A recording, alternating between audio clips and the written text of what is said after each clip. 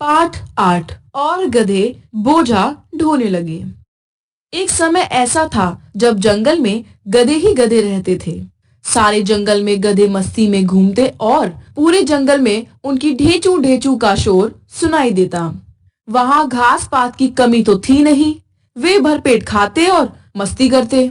एक दिन इनके जीवन में भूचाल जैसी मुसीबत आ गई। उसी जंगल में एक लोमड़ी रहती थी और उसे इन गधों का मस्त जीवन फूटी आंख नहीं सुहाता था। एक दिन वह मुंह लटकाकर गधों के पास पहुंची और कहने लगी, मेरे प्यारे भाइयों, तुम यहाँ मस्ती कर रहे हो और मैं चिंता से मरी जा रही हूँ। उनके मुखिया ने पूछा, बहन, आपको क्या चिंता है? लोमड़ी बोली, तुम्हें पता है कितनी बड़ी मुसीबत सिर पर आ गई है? मुखिया ने हैरानी से पूछा, कैसी मुसीबत बहन? देखो, चारों ओर हरियाली ही हरियाली है। इतने पेड़ पौधे हैं कि कई वर्षों तक हमारे खाने के लिए पर्याप्त है। इन्हें खाकर हम जीवित रह सकते हैं। लोमड़ी थोड़ा गुस्सा दिखाते हुए बोली, तुम्हें तो केवल खाना सूझता है, आसपास की कुछ खबर भी है? मुखिया, कैसी खबर बहन?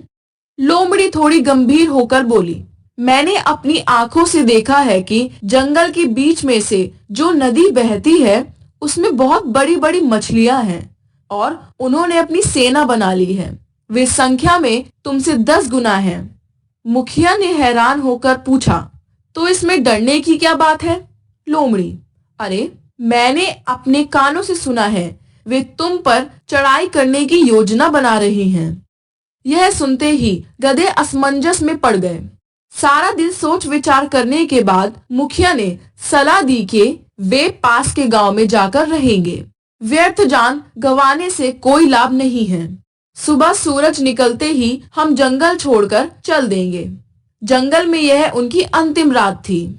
इसी चिंता के कारण वे रात भर सो भी ना पाए। जरा सी आहट होने पर भी वे डर जाते कि कहीं मछलियों की सेना तो नहीं आ गई। जैसे ही सूरज निकला, वे भूखे प्यासे जंगल छोड़ गांव की ओर चल पड़े। गांव की सीमा पर एक धोबी कपड़े धो रहा था। इतने सारे गधों को एक साथ देखकर वह सोचने लगा कि कपड़ों के गट्ठर इन गधों पर क्यों न लाद दिए जाए। उसने गधों को रोककर पूछा, अरे, तुम गांव के अंदर किसकी अनुमति से घुस रहे हो? बेचारे गधे असमंजस में पड़ गए। सोचने लगे कि वे क्या करें। उनके मुखिया ने सिर झुकाकर कहा, हमने अनुमति तो नहीं ली है, पर हम बहुत बड़े संकट में हैं। आप हमारी रक्षा करें। आप जो कहेंगे हम वही करेंगे।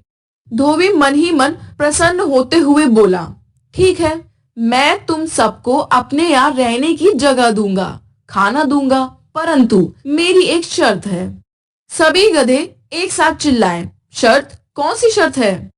धोबी ने कहा, मैं मछलियों से तुम्हारी रक्षा करूंगा और इसके बदले में तुम्हें मेरा थोड़ा सा बोझा ढोना होगा। मछलियों से रक्षा की बात सुनते ही गधों ने चैन की सांस ली। उन्होंने धोबी की शर्त सहर्ष स्वीकार कर ली। तब से आज तक गधे धोबियों का बोझा ढोते आ रहे हैं। पढ़े और समझे। भूचाल, भूकंप, सुहाता, अच्छा लगता, अनुमति, आज्ञा, अंतिम, आखिरी, पर्याप्त, काफी, संघर्ष, खुशी के साथ, असमंजस, क्या करे क्या ना करे वाली हालत। इन शब्दों के विपरीत अर्थ वाले शब्द लिखिए।